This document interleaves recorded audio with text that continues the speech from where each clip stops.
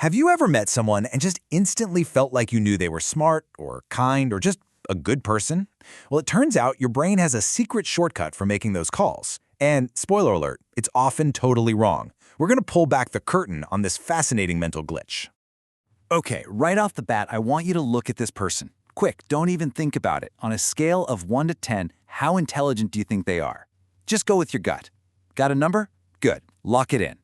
So whatever number you pick, chances are you didn't consult their CV or see their test scores, right? Of course not. Your brain did what it does best. It took a shortcut. And it's a powerful one, a bias that automatically connects how someone looks to all sorts of other positive traits.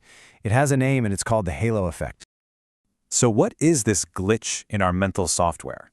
Let's really dig into what the halo effect is, where on earth it came from, and how it manages to fool us all the time. Okay, here's the big idea.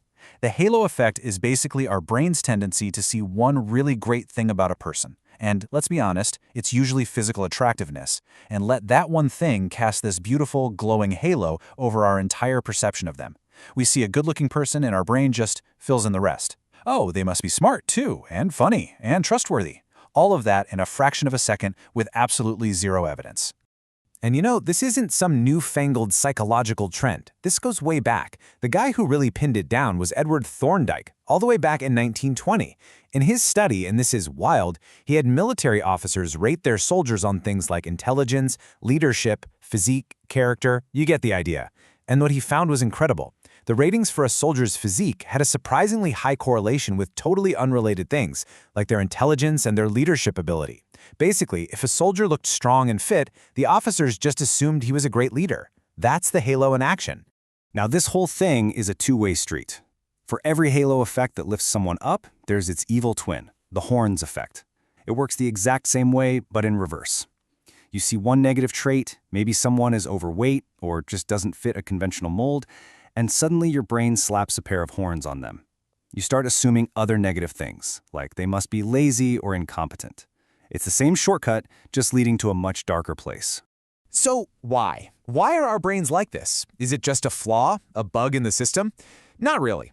To understand why we do this, we have to look way, way back into our evolutionary history. This isn't a bug. It's actually an ancient feature that helped us survive. This chart just lays it out so perfectly. For our ancient ancestors, survival was about making quick judgments. You had to size someone up fast. And what we call beauty often evolved as a kind of honest signal for health and good genes. Think about it. Symmetrical faces often meant a healthier immune system. Clear skin signaled youth and a lack of disease. Your brain evolved to spot these signals, process them as healthy and genetically fit, and then it made a leap. It assumed that person must also be a good ally, a smart partner, a reliable tribe member. That ancient programming is still running the show today. And if you look at the actual brain science, it gets even clearer. Studies using fMRI scans show that when you look at an attractive face, the reward centers of your brain light up. We're talking about the exact same parts that get excited when you eat delicious food or find a $20 bill. You literally get a little hit of dopamine.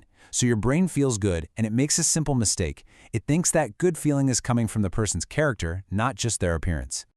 Okay, so this ancient shortcut might have been useful in the savannah, but in our modern world, it has huge, often really unfair consequences. It creates what people now call pretty privilege. And yes, there's a literal price tag attached to it. Take a look at this number. Over $80,000.